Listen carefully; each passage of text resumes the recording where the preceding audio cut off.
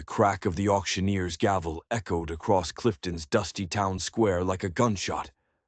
But this wasn't an execution. It was something worse. Catherine Rose, 20 years old with copper hair catching the harsh Arizona sun, stood on a wooden platform with a price on her head. $500. That's what her father's gambling debts had reduced her to. A commodity. Merchandise, human property up for sale in 1878. And the men gathered below? They weren't looking at a person. They were looking at horseflesh. James Rose, her own father, wouldn't even meet her eyes as he gripped her arm tight enough to bruise. "Stand still," he hissed when she tried to pull away. "You've been nothing but a burden since your mama died. Time you earned your keep." 10 years. She'd spent 10 years caring for this man after consumption took her mother, cooking, cleaning, mending, farming. And this was her reward. Betrayal doesn't quite cover it. "Do I hear 600? The auctioneer called out, his waxed mustache twitching with pleasure.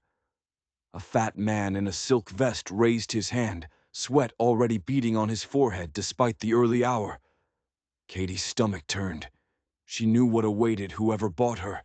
The brothels, the back-breaking labor, the kind of servitude that killed women slowly, from the inside out. But then a voice from the back changed everything. 800. The crowd parted like the Red Sea.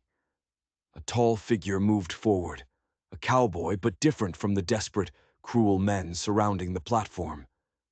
His clothes were trail-worn but quality. Black Stetson pushed back to reveal a face that was neither predatory nor pathetic, just determined.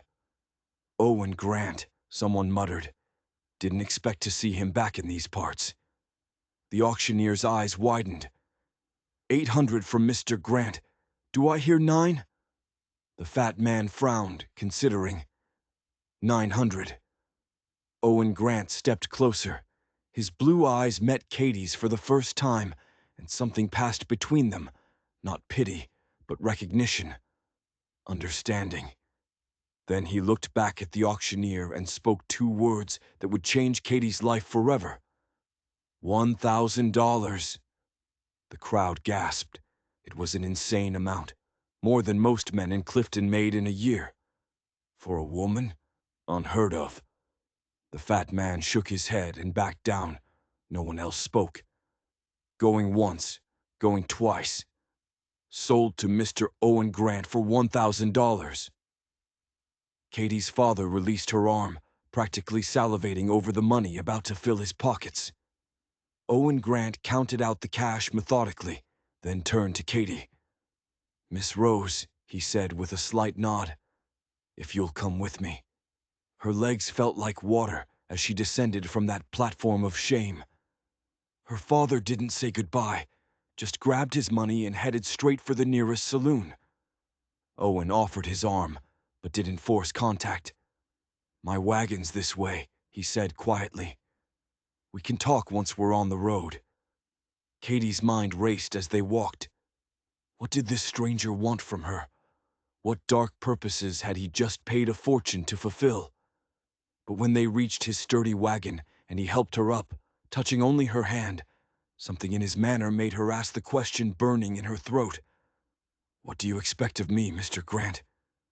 His jaw tightened. "Nothing at all, Miss Rose. I bought your freedom, not you." She stared at him, uncomprehending. "My freedom?" "Yes. Once we're clear of town, you can go wherever you please. I'll give you enough money to get to Phoenix or even San Francisco if you'd rather." "But why? Why would anyone spend $1,000 just to—" "Let's get moving," he interrupted, glancing around nervously. "We can talk once we're on the road." As they pulled away from Clifton, Katie kept waiting for the trap to spring, for this stranger's true intentions to reveal themselves. But as the town became just a smudge on the horizon, Owen Grant finally answered the question she'd asked 3 times. No man should own another person. It's as simple as that. Except it wasn't simple at all. "You spent $1,000 on principle," Katie pressed. A faint smile touched his lips. Maybe I have money to spare. Nobody has that kind of money to spare, not around here. He glanced at her, something like respect in his eyes. Smart, that'll serve you well. He sighed. Truth is, Miss Rose, I've seen what happens to women in your situation. My own sister was. He trailed off, jaw tightening. Let's just say I couldn't stand by and watch it happen again. And there it was, the first real answer. But it only opened the door to more questions. Your sister, Katie prompted gently. Sold to pay our father's debts when I was just 16. I wasn't there to stop it. His knuckles whitened on the reins. By the time I tracked her down 3 years later, she was already gone. Consumption, they said. But it was really a broken spirit that killed her. Katie's heart ached for this stranger carrying such a burden. I'm sorry. He nodded once, sharply. So now you understand. I couldn't save her, but I could save you. They rode in silence, the desert stretching endlessly around them. Freedom. Katie had never really known freedom before. First a daughter, then a caretaker, always defined by her duty to others. And now she had choices. Terrifying, limitless choices. Where will you go? Owen asked eventually. I don't know, Katie admitted. I have an aunt in Santa Fe, but we haven't spoken in years. I'm not sure she'd welcome me. What can you do? Any skills besides farming? I can cook, clean, sew. I taught myself to read and cipher. She hesitated.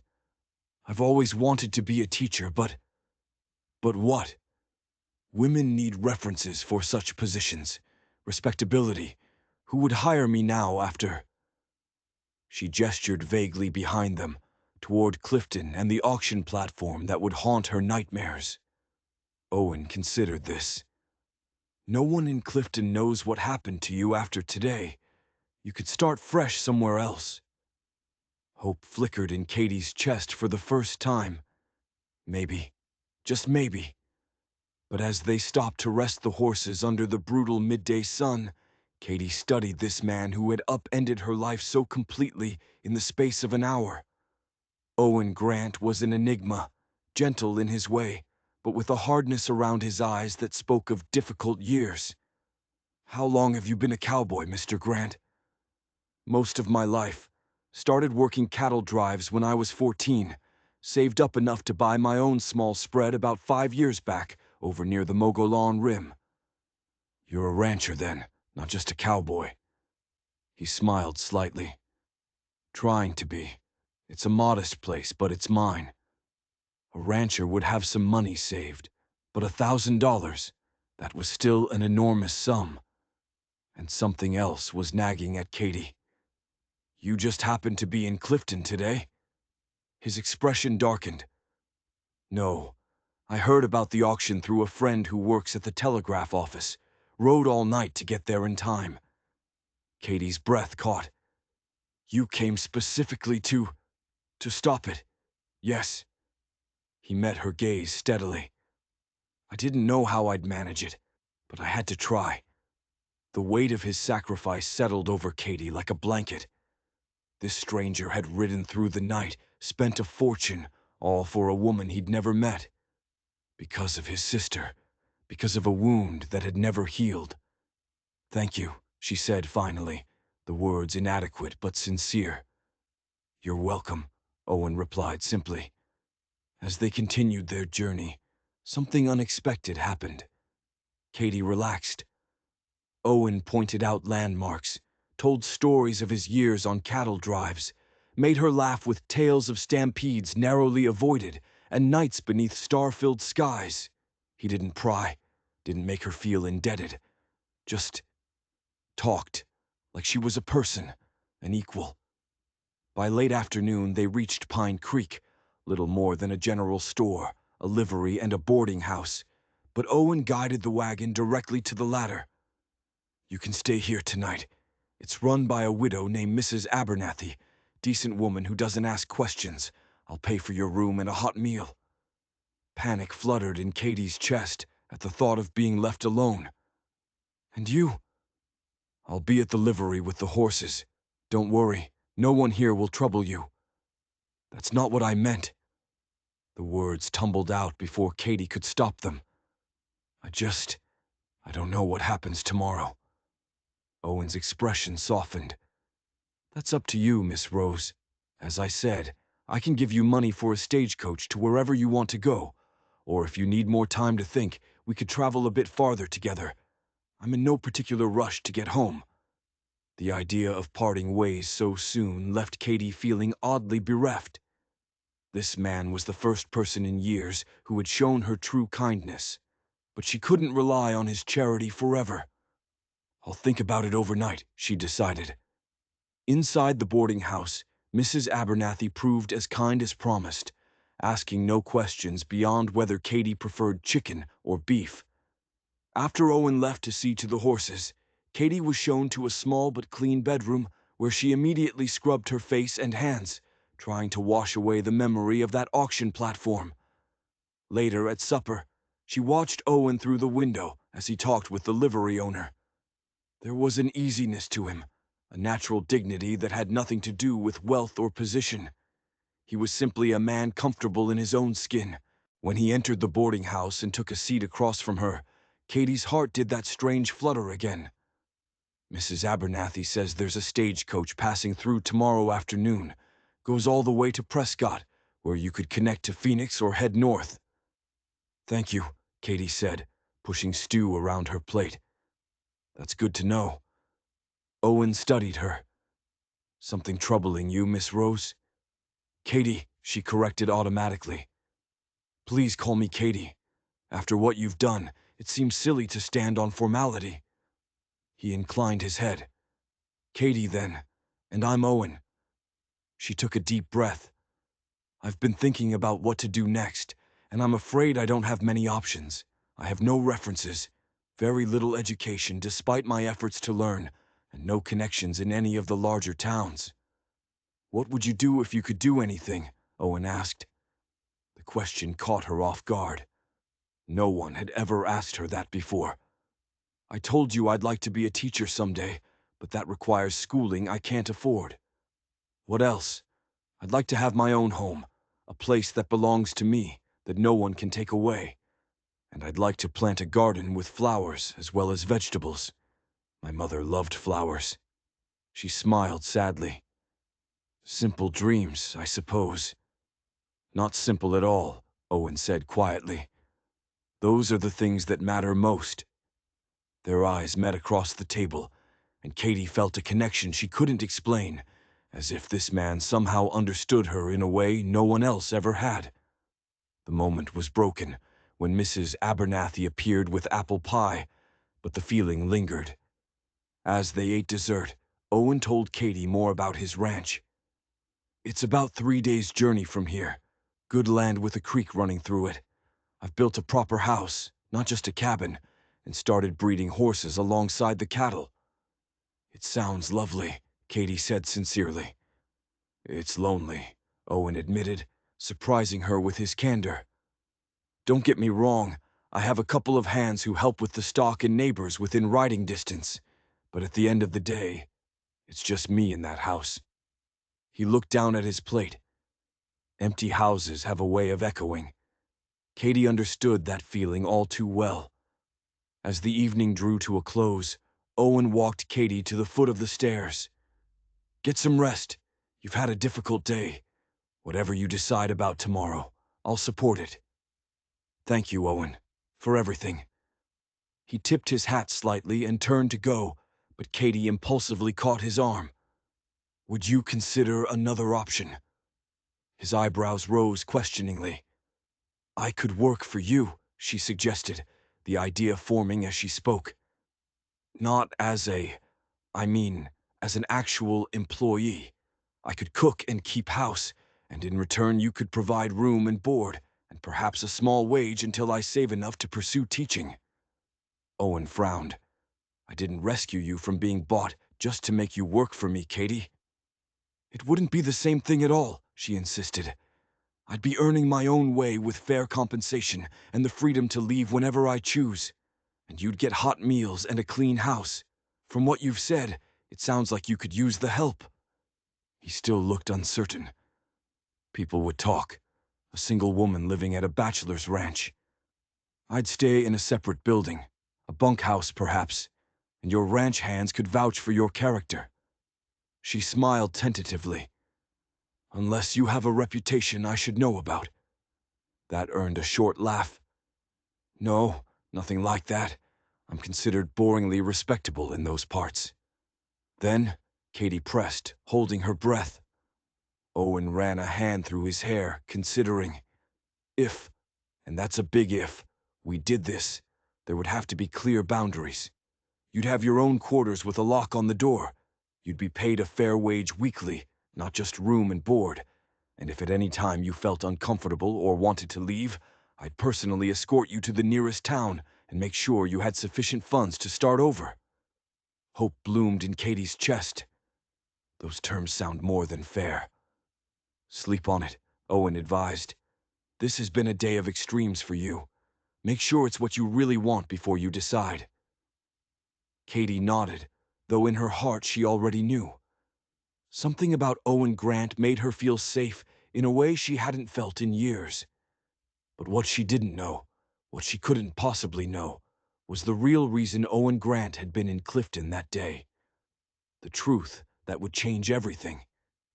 And that revelation was coming sooner than either of them expected. Morning came with golden sunlight streaming through thin curtains. For a moment, Katie was disoriented. Then yesterday's events came rushing back. She dressed in her only other dress, faded blue cotton, and pinned her hair as neatly as she could. If she was going to present herself as a potential employee, she wanted to look capable. When she came downstairs, Owen was already seated by the window, nursing coffee. He rose when he saw her. "Good morning. Did you sleep well?" "Better than I expected," she admitted. "And I've made my decision, if your offer still stands." Owen signaled for another coffee before responding. "I meant what I said about sleeping on it. This isn't a decision to make hastily." "I'm not hasty by nature, Mr. Grant," Katie said firmly. "I've thought it through. Working for you offers me security while I build my savings, and it sounds like you genuinely need the help. It's a fair arrangement for both of us." He studied her for a long moment, then nodded slowly. "All right. But I want to be clear. You'll have Sundays off and time to yourself each day. I'll expect good meals and a tidy house, but not perfection." "That sounds more than fair," Katie agreed, relief washing through her. "When would we leave?" "After breakfast, if you're ready. We'll need to purchase some supplies before we go, and I'd like to buy you some proper traveling clothes if you'll allow it. The trail to my ranch crosses some rough country." At the general store, Katie selected a sturdy split riding skirt, cotton blouses, a warm jacket, and a wide-brimmed hat.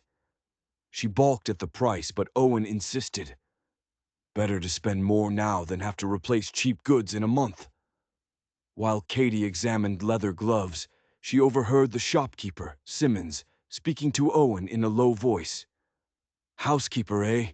Where'd you find her? Don't recall seeing her around these parts before." "She's from Clifton originally," Owen replied, his tone giving nothing away. "Needed a fresh start." "Well, she's a pretty thing. Better be careful, or your housekeeper might end up with a more permanent position, if you take my meaning." Katie tensed, waiting for Owen's response. "Miss Rose is under my protection, and my employee Simmons. I'd appreciate it if you'd remember that." The coolness in Owen's voice effectively ended that conversation. Katie felt a rush of gratitude for his defense of her character. They set out from Pine Creek before noon. As the wagon rolled steadily northward, the landscape began to change. Desert scrub giving way to grasslands, and by late afternoon they could see the dark line of pine forests marking higher elevations. "We'll make camp tonight near Beaver Creek," Owen told her. "There's a good spot I know with fresh water and shelter." Camp, Katie repeated, suddenly realizing what 3 days of travel actually meant. You mean sleep outdoors? Owen glanced at her, a hint of amusement in his eyes. It's the only way to get there. The stagecoach route doesn't go anywhere near my ranch. Of course, Katie said quickly, not wanting to seem helpless. I just hadn't thought about the sleeping arrangements. You'll have your privacy, Owen assured her. I have a small tent you can use. I'll sleep by the fire. True to his word, when they reached the campsite as the sun was setting, Owen efficiently set up a canvas tent for Katie and left her to arrange her things while he tended to the horses and started a fire. Sitting beside a crackling fire under a vast canopy of stars, eating simple but satisfying beans, bacon, and biscuits that Owen prepared with practiced ease, Katie felt something shift. You cook, she observed. Had to learn, he replied with a shrug. Can't always have someone else do it for you on the trail. Well, once we reach your ranch, you won't have to anymore, she promised.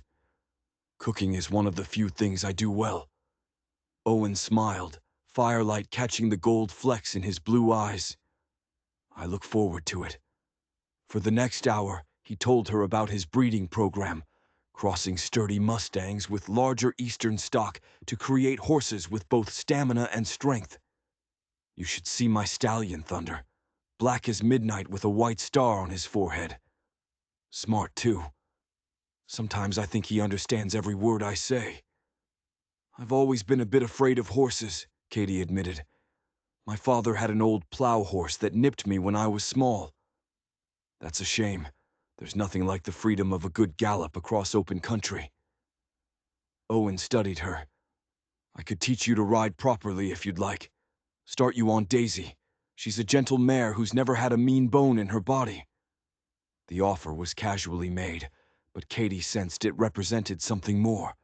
A commitment to her being at the ranch long enough to learn such a skill. I'd like that, she said softly. As the fire burned down to embers, Owen walked Katie to her tent. If you need anything, I'll be right there. Don't hesitate to call out, no matter the time. Thank you, Katie said, suddenly shy. Good night, Owen. Good night, Katie. Sleep well. Inside her tent, wrapped in thick blankets, Katie listened to the night sounds. Wind through pine needles, the occasional hoot of an owl, the soft nickering of horses. It was both frightening and oddly peaceful.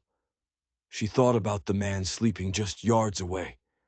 A man who had spent a fortune to save a stranger, who treated her with unfailing respect, who spoke of his land with love and his future with quiet longing. Owen Grant was unlike any man she had ever known, and that, Katie realized as she drifted towards sleep, could be a dangerous thing indeed. The next 2 days fell into a comfortable rhythm. They would rise with the sun, share a simple breakfast, and be on the road within the hour. Owen proved to be a knowledgeable guide, pointing out landmarks and sharing stories of the region's history. The terrain grew increasingly beautiful as they climbed into higher elevations. Pine forests gave way to meadows bursting with wildflowers. Streams tumbled over rocky beds. Distant mountains formed a jagged blue line on the horizon. By the afternoon of the third day, Katie could tell they were nearing their destination. Owen sat straighter in the wagon seat, his eyes scanning the landscape with the pride of ownership. There, he said finally, pointing ahead. Once we top that hill, you'll see the ranch. Katie's stomach fluttered with nerves. This would be her home for the foreseeable future, a place she had committed to sight unseen, with a man she had known for only 3 days. But when they reached the top of the rise and the valley below came into view, Katie's breath caught. Spread beneath them was a scene so picturesque it might have been painted. A wide green valley dissected by a winding creek, with meadows giving way to stands of pine and aspen. Nestled in the center near a bend in the creek stood a sturdy 2-story house with a deep porch wrapping around 3 sides. Nearby were a large barn, several corrals, and what appeared to be a bunkhouse and other outbuildings, all well maintained. Cattle grazed in the distance. Horses moved in one of the closer corrals. Smoke rose lazily from the house's chimney. "The Bar G," Owen said quietly, using the ranch's brand name. "What do you think?" "It's beautiful," Katie breathed, and meant it. Owen smiled, genuine pleasure in his expression. "Let's head down, then." As they descended into the valley, two figures emerged from the barn, tall, lanky cowboys with sandy hair and identical curious expressions. "Tom, Michael," Owen greeted them as he set the brake. "This is Miss Catherine Rose. She'll be taking over as housekeeper starting today." The brothers exchanged a quick glance before removing their hats. "Ma'am," they said in near unison. "Pleased to meet you both," Katie replied, trying to project confidence. Owen jumped down and came around to help Katie descend. As his hands circled her waist, lifting her easily to the ground, she was acutely aware of the Fletcher brothers watching with undisguised interest. Inside, Katie found a home that was functional and well constructed, but clearly lacking a woman's touch. The large main room combined a sitting area with a stone fireplace and a dining space. Off this was a good-sized kitchen with a modern cook stove. Everything was clean but Spartan. No curtains, no cushions, no decorative touches whatsoever. "It's not much to look at," Owen admitted. "It's a lovely home," Katie assured him. "Just needs some softening." He led her to the guest room, a pleasant space with a large window overlooking the creek. "I thought you might prefer to sleep in the house rather than the bunkhouse. It's more comfortable and more appropriate since you'll be working here." He demonstrated the solid bolt on the door. "There's a lock." After years of sharing a drafty two-room cabin with her father, this spacious, sturdy house seemed impossibly luxurious. "Thank you," Katie said, blinking back unexpected tears. "It's perfect." That evening they shared supper with the Fletcher brothers, beef stew, fresh bread, and canned peaches. The brothers, initially shy, soon warmed up with stories of ranch life. "You should have seen the boss when that ornery steer got loose last month," Mike recounted, grinning at Owen. "Chased it through the creek and right into Mrs. Hollister's garden party in town." Owen groaned. "I thought we agreed never to mention that again." "Can't help it, boss. Funniest thing I ever saw. You all muddy and apologizing to those ladies in their fancy dresses while trying to rope that steer off the punch table." Even Owen had to laugh, and Katie found herself joining in, charmed by the easy camaraderie between the three men. After the Fletchers excused themselves, a slightly awkward silence fell between Katie and Owen. "I should explain how things work around here," Owen said finally. He outlined the schedule: breakfast at first light, dinner at noon, supper after the day's work. "You'll have Sundays off entirely. You're welcome to attend church in town with us if you wish." Then he reached into his pocket and withdrew a small leather pouch, which he handed to Katie. "Your first week's wages in advance, $7. Is that acceptable?" Katie's eyes widened. $7 a week was far more than she had expected, more than many schoolteachers made. "That's very generous." "It's fair," Owen corrected. "You'll be working hard, and if you need anything from town, just let me know. I make the trip about once a week for supplies." He showed her where everything was in the kitchen and pantry, explained how the pump worked, and pointed out the root cellar. By the time they had finished the tour, evening had fully settled in. "You must be tired after our journey," Owen said. "Please don't feel you need to rise early tomorrow on your first day." "I'll be up to make breakfast," Katie insisted. "It's why I'm here after all." Owen smiled, the warmth reaching his eyes. "Very well. Good night then, Katie." "Good night, Owen." In her room, Katie sat by the window looking out at the moonlit valley, feeling a curious mixture of exhaustion and exhilaration. For the first time since her mother's death, Katie felt something like hope stirring in her heart. And if, as she finally drifted off to sleep, her thoughts turned more than once to the man whose kindness had made it all possible, well, that was only natural. Gratitude, nothing more. Or so she told herself.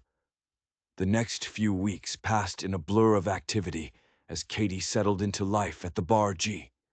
She rose each morning before dawn to start breakfast, hearty meals of eggs, bacon, biscuits, and strong coffee that the men devoured before heading out to their chores. Katie gradually added small comforts to the house: curtains sewn from fabric Owen brought from town, wildflowers in jars on tables, cushions for the chairs. The house began to feel like a home, and Katie took pride in creating a welcoming space. The men appreciated her efforts. Tom and Mike Fletcher were unfailingly polite, always removing their hats and boots before entering. Owen was equally respectful, but maintained a certain reserve that Katie found both frustrating and intriguing. He was unfailingly kind, asking each day if she needed anything, but he rarely joined in the easy banter at mealtimes and often disappeared after supper. True to his word, Owen began teaching Katie to ride. Her first lesson on the gentle mare named Daisy was terrifying. She clung to the saddle horn with white knuckles. But each day brought improvement. By the end of her third week, Katie could mount and dismount unassisted and walk the horse confidently around the paddock. "You're a natural," Owen told her one evening. "Soon you'll be galloping across the valley." "I doubt that," Katie laughed. But secretly she was pleased by his praise. One sunny afternoon, having finished her chores early, Katie followed the creek upstream to a small waterfall that tumbled over moss-covered rocks into a clear pool. She removed her shoes and stockings and dangled her feet in the cool water, relishing the moment of solitude. So absorbed was she in her thoughts that she didn't hear approaching footsteps until a voice spoke behind her. "Found my thinking spot, I see."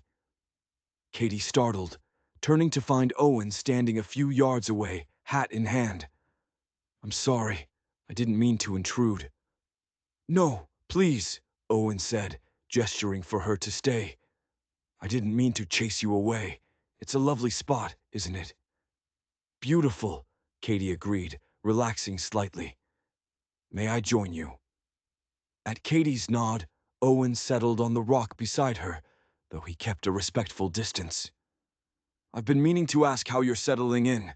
Is everything to your satisfaction?" "Very much so," Katie assured him. "Everyone has been kind. The work is satisfying. And this place—" She gestured to the valley around them. "It's like nowhere I've ever been." "I felt the same way when I first saw it," Owen admitted.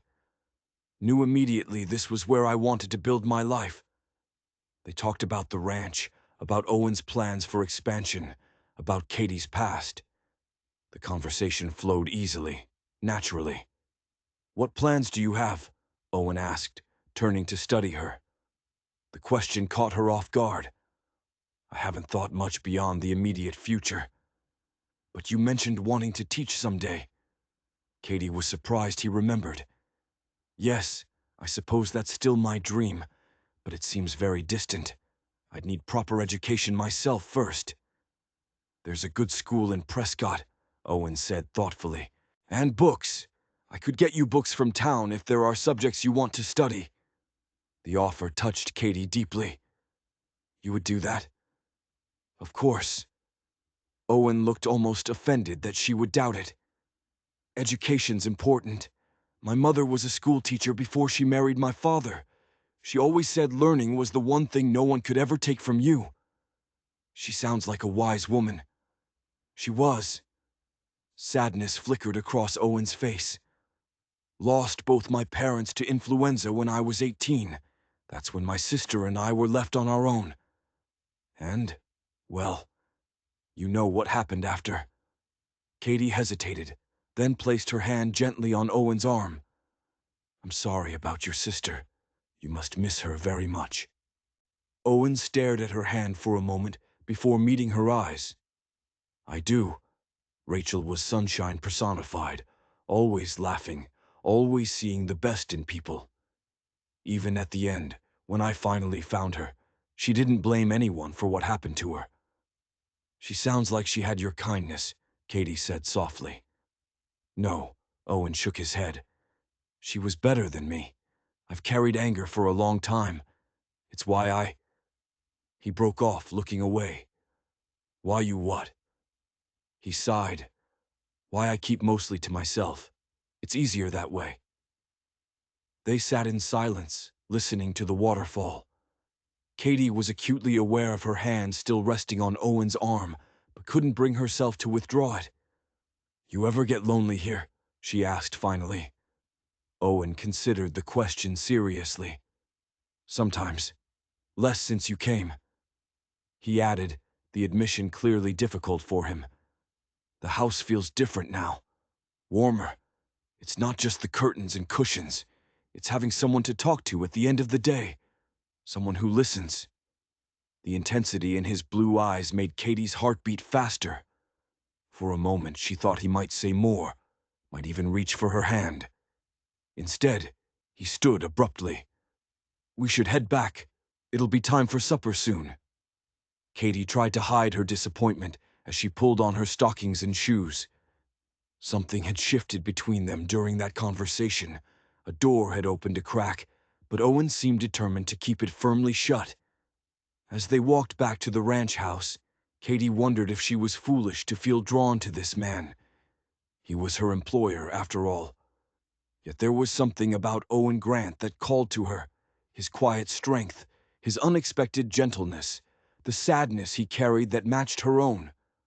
But until Owen was ready to open that door wider, Katie knew she would have to be patient. Some wounds took time to heal, and from the little he had shared about his past, Owen's ran deep indeed. Summer gave way to early autumn, bringing cooler nights and spectacular color to the aspen trees. The pace of ranch work intensified as Owen and the Fletchers prepared for the fall roundup. We'll be gone for about a week, Owen informed Katie one evening in late September. Tom, Mike, and I, plus 3 hands from the Broken Arrow spread to the south. We're combining our herds for the drive to the railhead in Flagstaff. A week, Katie repeated, trying to hide her unease at the thought of being alone at the ranch for so long. Owen seemed to sense her concern. Will you be all right by yourself? I could ask Mrs. Hollister from town to stay with you if you'd prefer the company. No, Katie said quickly, not wanting to appear helpless. I'll be fine. There's plenty to keep me busy, and I have Daisy if I need to ride for help. I'll leave you my pistol, Owen decided. Do you know how to use one? Katie shook her head. Then I'll show you before we go. The next afternoon, Owen took Katie to a clearing behind the barn and patiently taught her how to load, aim, and fire his Colt revolver. The first shot nearly knocked her off her feet with its recoil, but by the end of the lesson, she could hit a tree trunk with reasonable accuracy. Just remember, Owen instructed, it's a tool, not a toy. Only use it if you absolutely have to. I pray I never need to, Katie said sincerely. Amen to that, Owen agreed.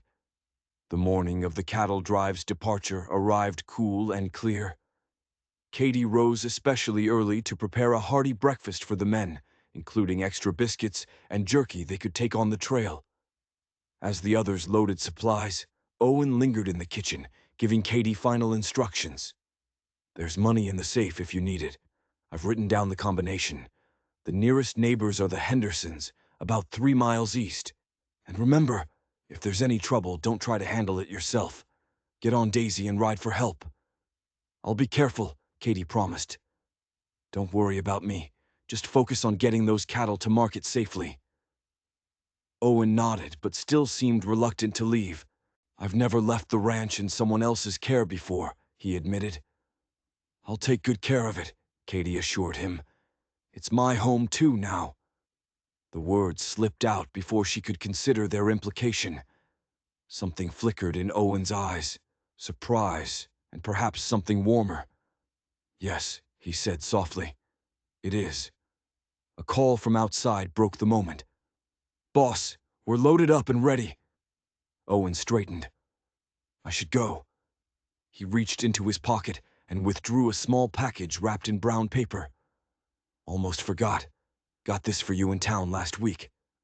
Curious, Katie unwrapped the package to find a book, Basic Principles of Education and Teaching, by a professor from back east. "You mentioned wanting to learn more about teaching," Owen explained, looking slightly embarrassed. "Thought this might help." Katie was deeply touched by the thoughtful gift. "Thank you, Owen. This is perfect." "Well," he cleared his throat, "we'll be back in a week, weather permitting." On impulse, Katie stepped forward and kissed his cheek. "Be safe." Owen's eyes widened, his hand rising to touch the spot her lips had brushed. For a breathless moment, Katie thought he might pull her closer. Instead, he gave a small nod, placed his hat on his head, and strode out the door. From the porch, Katie watched the men depart, Owen and the Fletchers on horseback, flanking the small herd with the chuck wagon bringing up the rear. Owen turned in his saddle just before they crested the hill, raising his hand in farewell. Katie waved back, then hugged herself against the morning chill as the procession disappeared from view. The ranch felt eerily quiet without the men's presence. Katie filled the first day with extra chores, anything to keep busy and not dwell on the emptiness of the house.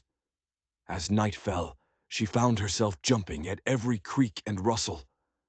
She double-checked the locks and kept Owen's revolver on the table beside her bed, though the weight of it gave her little comfort.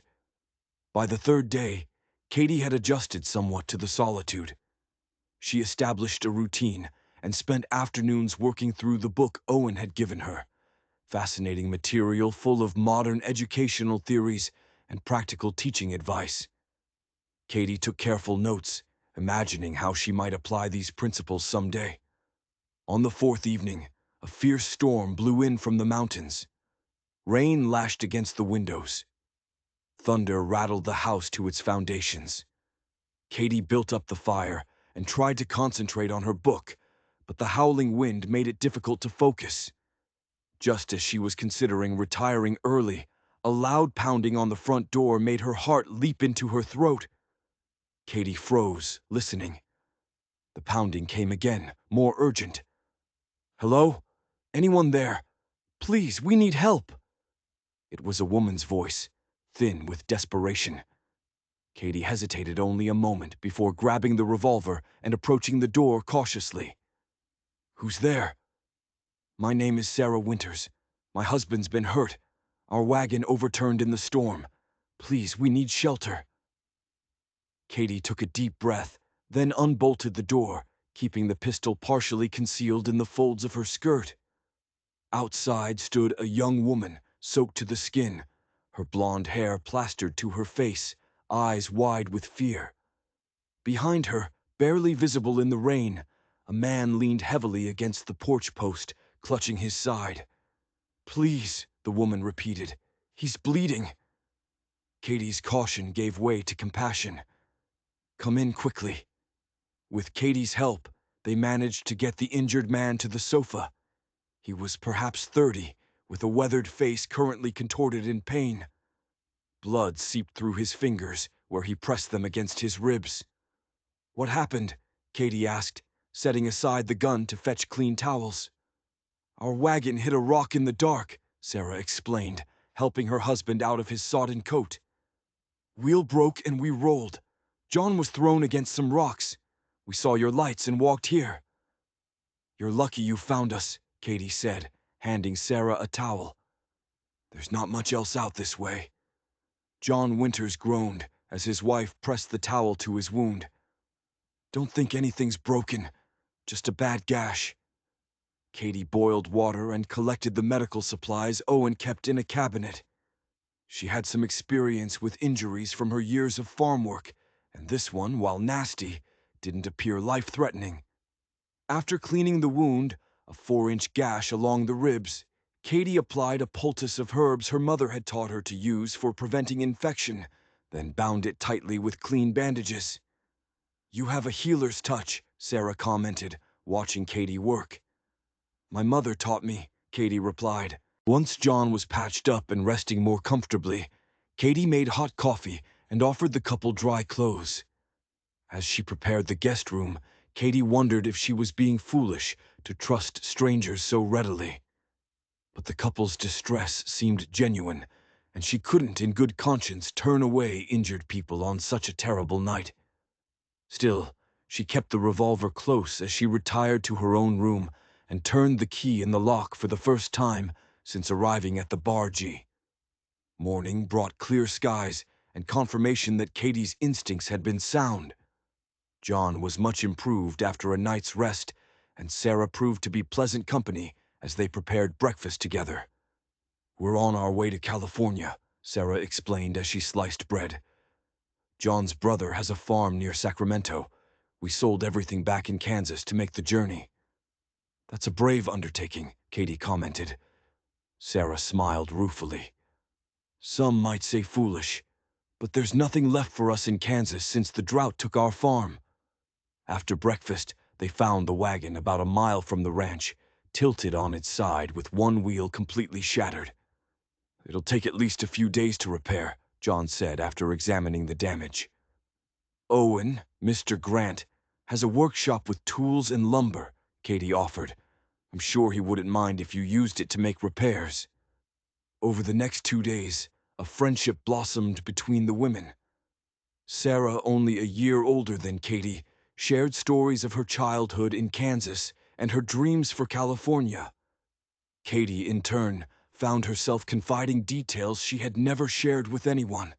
Her difficult years with her father, the auction that had changed everything, and her complicated feelings for Owen.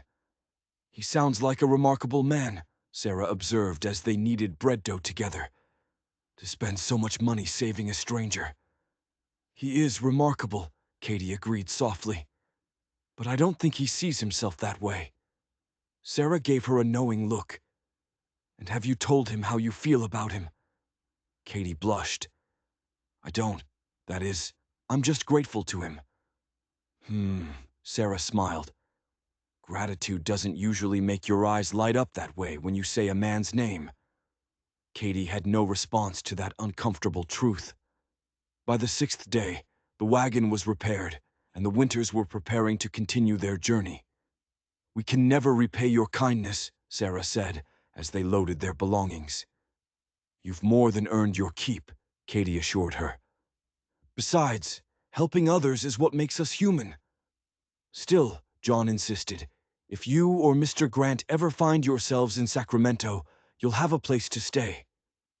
As Katie waved goodbye to her new friends, she felt a curious mixture of emotions. Glad to have been able to help, sad to see them go, but also relieved to have the ranch to herself again. The cattle drive was due to return the next day. Katie spent the evening preparing, baking pies, making stew that could simmer all day, ensuring the house was spotless. She wanted everything to be perfect for Owen's return. As she climbed into bed that night, Katie finally admitted to herself what she had been trying to deny for weeks. Her feelings for Owen Grant had grown far beyond gratitude or friendship. Somewhere along the way, between his rescue in Clifton and their quiet conversations by the creek, she had fallen in love with him. The realization was both thrilling and terrifying. Owen had never indicated he saw her as anything more than his housekeeper and perhaps a friend. And even if he did harbor deeper feelings, would he ever act on them? Yet Katie couldn't help but hope.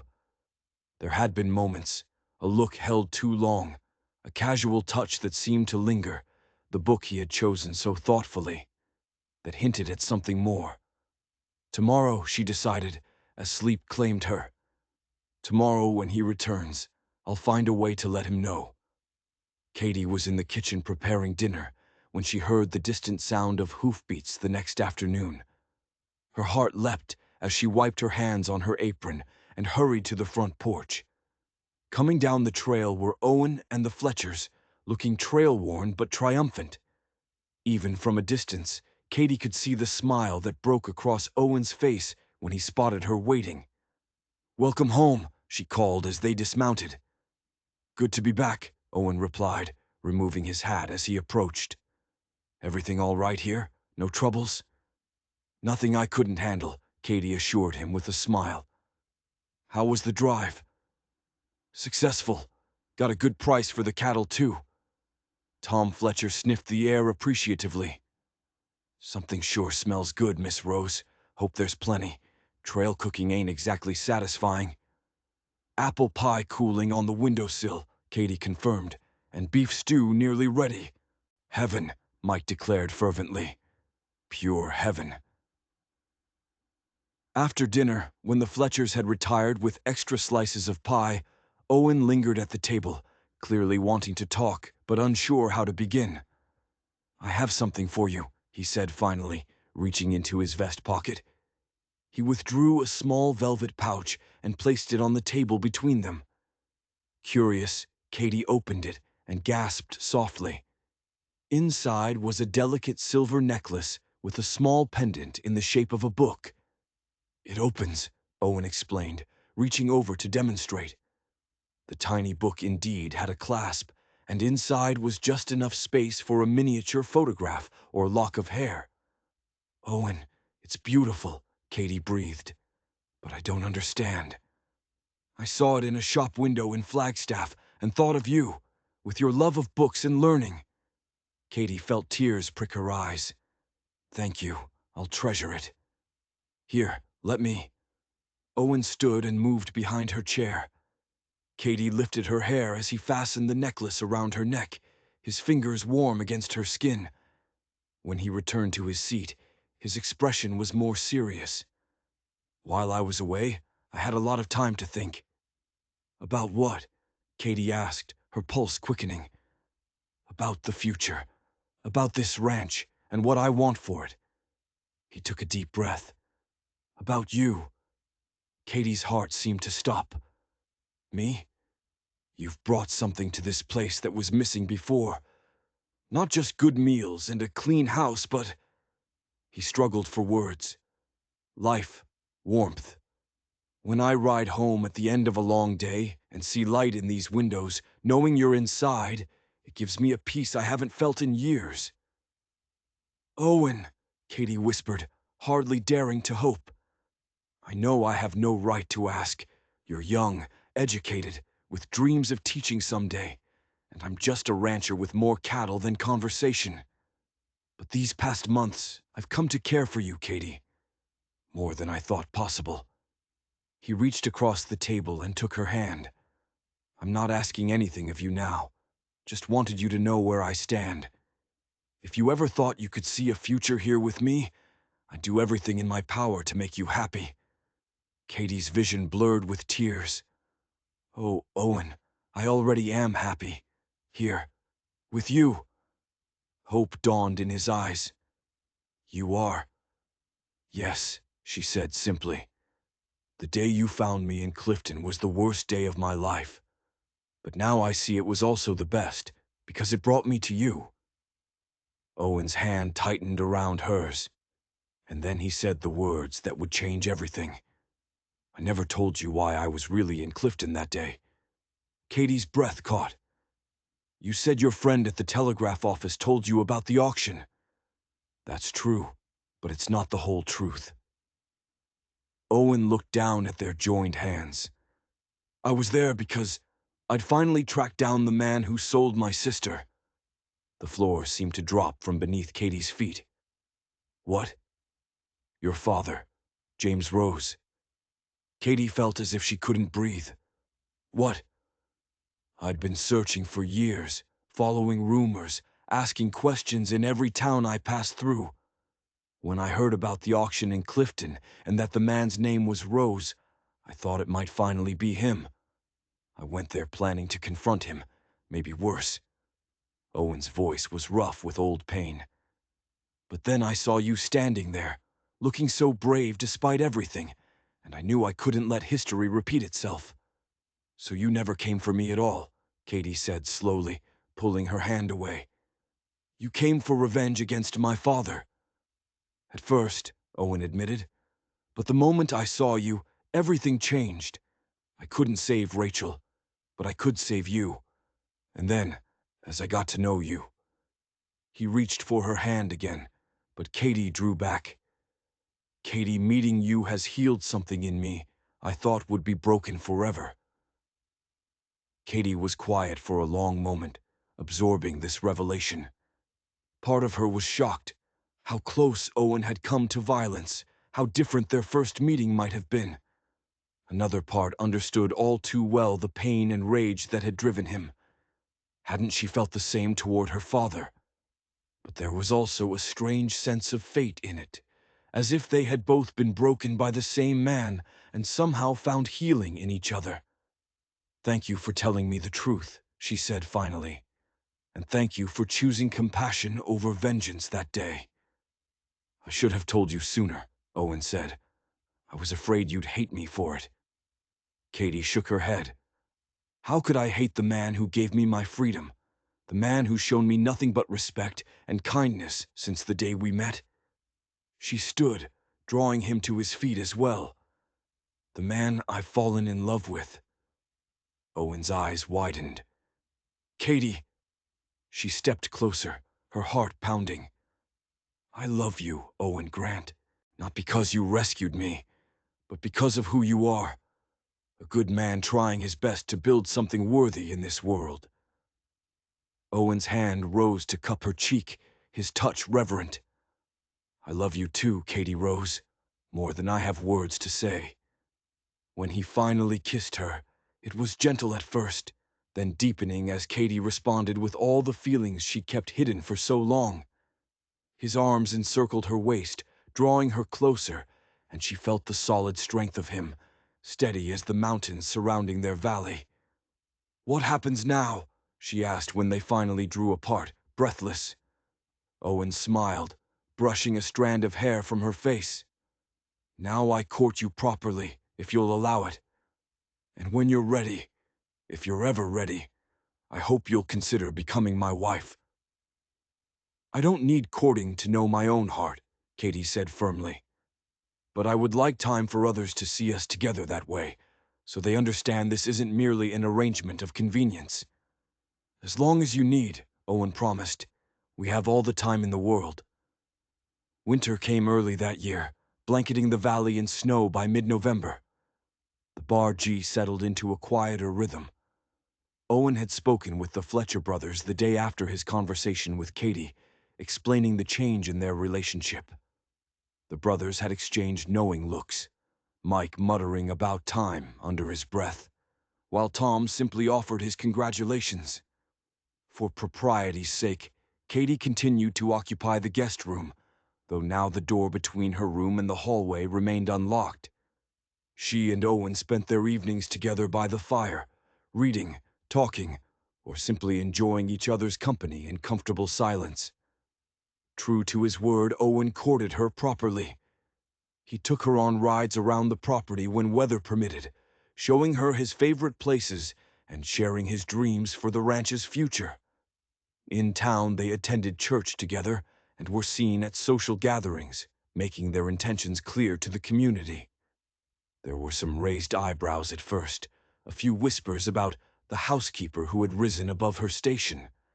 But Owen's standing in the community and their obvious devotion to each other soon silenced most critics. Katie continued her studies with Owen's enthusiastic support. He brought books from town whenever he went, and they spent hours discussing their contents. Their conversations ranged from educational theories to history, literature, and philosophy, revealing to Katie that beneath Owen's quiet exterior lay a curious mind and thoughtful intelligence. As Christmas approached, Owen disappeared into his workshop for hours at a time, refusing to let Katie see what he was making. The mystery was solved on Christmas Eve when, after a festive dinner with the Fletchers, Owen presented Katie with his gift, a beautiful writing desk he had crafted himself. "For your studies," he explained, watching anxiously as she ran her fingers over the polished surface and intricate carvings. And for the letters you'll write when you become a teacher. Katie's eyes filled with tears. It's perfect, Owen, but I won't need to write letters. I'll be teaching right here. What do you mean? I've been speaking with Reverend Collins in town, Katie explained. He says at least a dozen families in the valley have children with no access to proper schooling.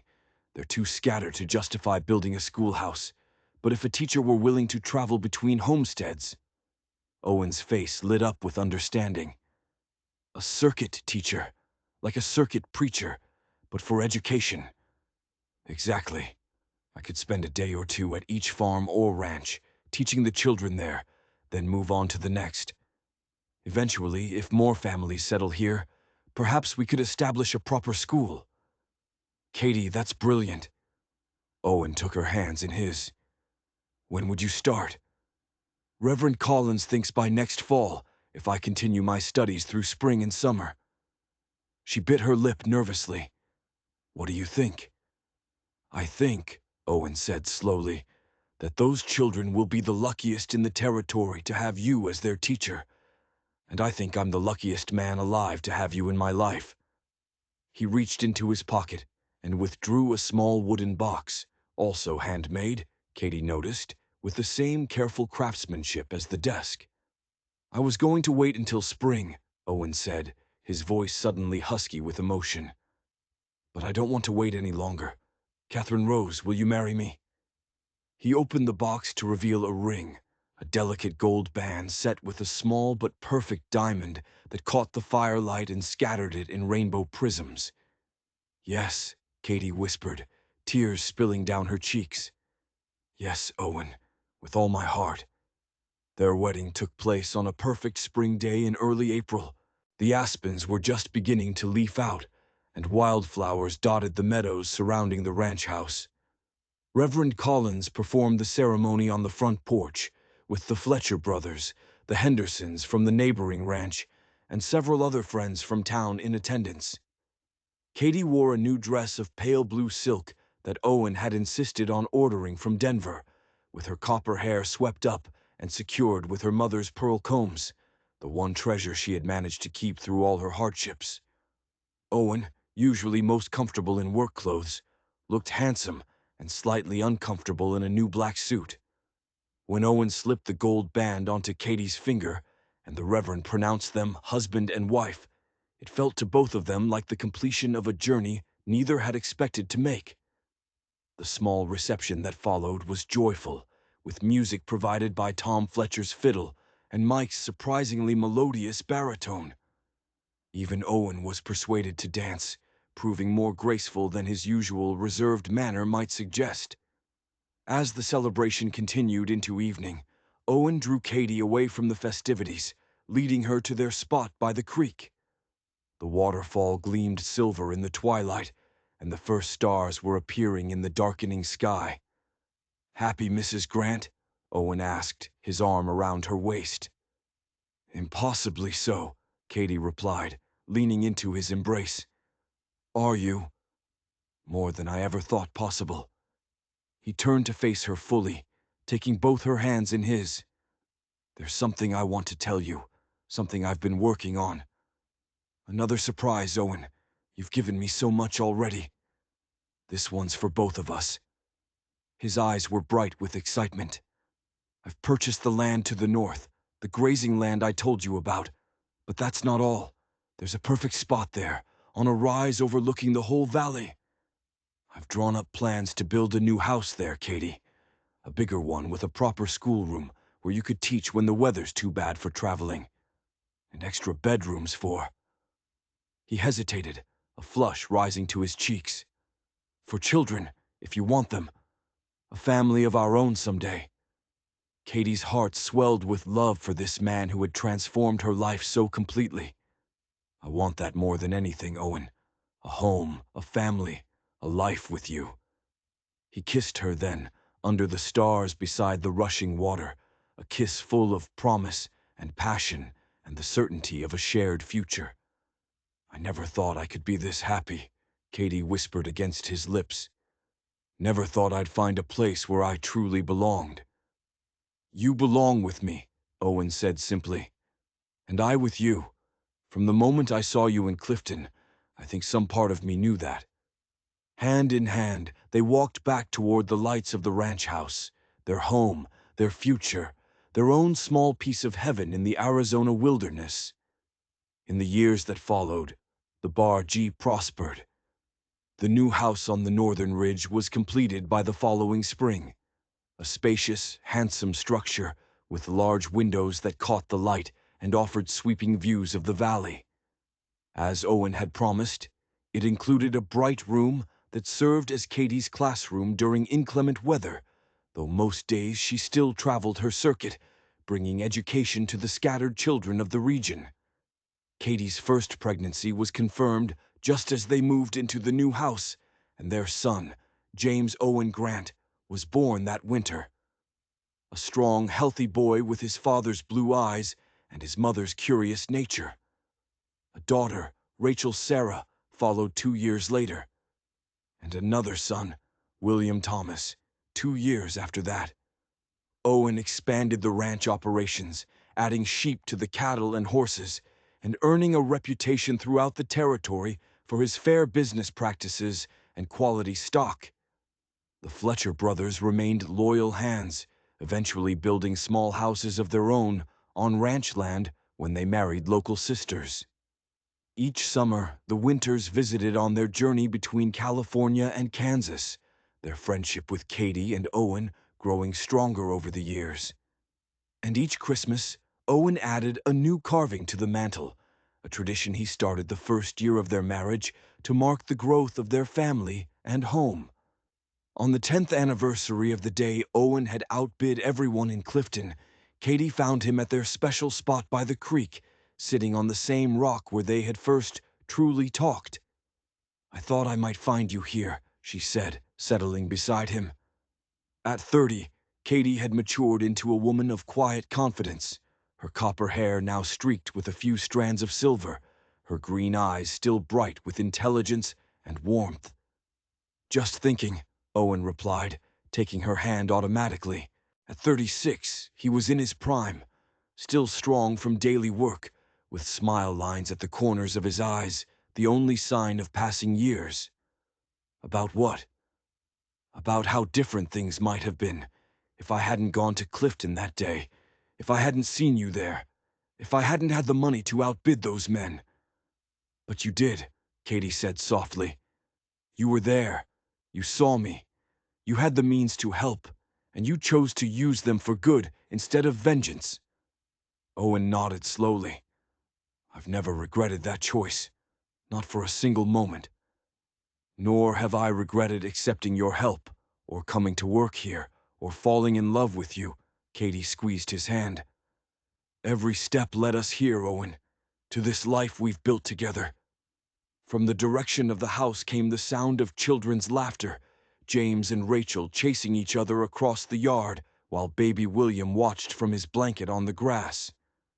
"We should get back," Katie said, standing and pulling Owen to his feet. "I promised the children we'd have a picnic supper."